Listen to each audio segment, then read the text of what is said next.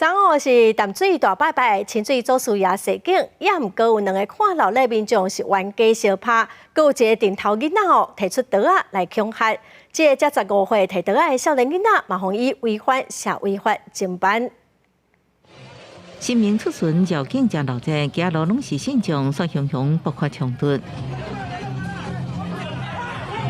现场一片混乱，2个查甫人插袂线，有人伸手一杀，挥暴上面，用要爆发。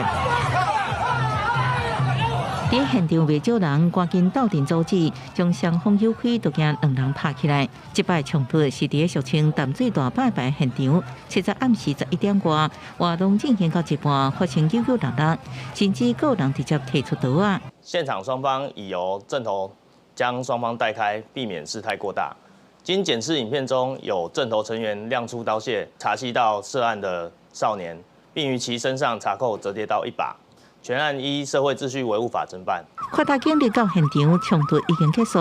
警方调查专案由围观民众引起的，迄时阵人客人双方有杀来杀去，加上天气热，讲未顺车就纠纷。暗过一个电头少年，毋若无阻止，反倒在提出刀啊，被依法侦办。是有两三件嘛，有吃药然后要来乱的啦。我们一直开会开了很多次了，一直要求，然后又设立群组，那个分局这边也一直要求大家要和平、心平气和。清水祖师绕境是当地重要的大代志，连续2天，暗过干那活动第一天，这种冲突都不止一件。好佳在拢顺利结束，警方也动员将其400的警力，高规格戒备，唔加凊彩。